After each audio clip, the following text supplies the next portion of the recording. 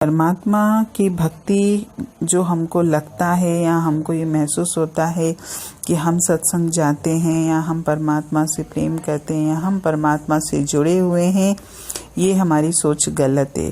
क्योंकि ईश्वर की जब तक मर्जी ना हो तो ना तो हम उससे जुड़ सकते हैं, ना तो हम उसकी भक्ति कर सकते हैं, ना तो हम उससे प्रेम कर सकते हैं और ना ही हम किसी सत्संग की धरती पर जा सकते हैं। सबसे पहले तो वो हमारे अंदर अपने प्रति, सत्संग के प्रति, वाणी के प्रति इच्छा पैदा करता है।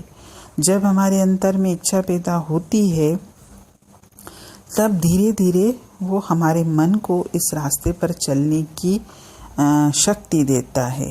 इसके बाद धीरे धीरे हम रास्ता जब चलने लगते हैं तो हम अपनी ज़िंदगी को उस रास्ते पर मतलब सत्संग में जो शिक्षा हम सुन के आते हैं या जो वचन सुन के आते हैं या जो वाणी या जो भी अच्छी बातें, उस हिसाब से हम जिंदगी जीना शुरू करते हैं। और धीरे धीरे हमारा जो पहले का तरीका था जीने का और वाणी से जुड़ने के बाद, सत्संग की धरती से जुड़ने के बाद, परमात्मा से जुड़ने के बाद मेरा जीने का तरीका भी बदल जाता है।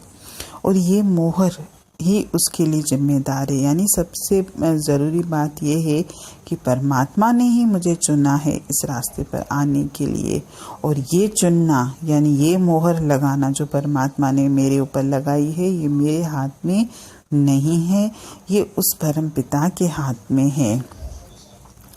हमारे अंदर जो कोई शक्ति जो परमात्मा की है वही हमको इस रास्ते पर आने के लिए प्रेरित करती है। और अंदर से ऐसी प्रेरणा आती है कि हमको फिर दुनिया अच्छी नहीं लगती, हमको सिर्फ वो परमात्मा की राह ही भाती है। हम अपनी खुशी से चलने लगते हैं। और ये जो खिंचावट है, ये हम सोचते हैं कि हमको बाहर से हो रही है, बाहर से कोई खिंचावट नहीं होती है। क्योंकि कई बार तो सत्संग में मैं देखती भी हूँ कि किसी को अगर हम फोर्स करते भी हैं, बार बार पुश भी करते हैं कि भाई आप डेली सत्संग आओ, डेली सत्संग आओ, हर तरह से हम कोशिश करते हैं, लेकिन वो व्यक्ति नहीं आता। और कभी कभी तो कोई ऐसा व्यक्ति आ जाता है जिसको हम पुश भी नहीं करते, लेकिन इतनी जल्दी वो पकड़ लेता है और इतनी जल्दी वो शुरू कर देता है कि हमको खुद आश्चर्य लगता है कि ये कैसे हो गया। तो ये खींच जो है वाणी के प्रति, सत्संग की धरती के प्रति, ये भी परमात्मा की तरफ से ही आती है और वो मेरे अंदर से ही पैदा होती है। बाहर से कोई मुझे कितना भी पुश करे, कोई भी मुझे कितना भी समझाने की कोशिश करे कि आप है ना अपना कीमती मनुष्य जन्म ऐसे व्यर्थ मत गवाइए।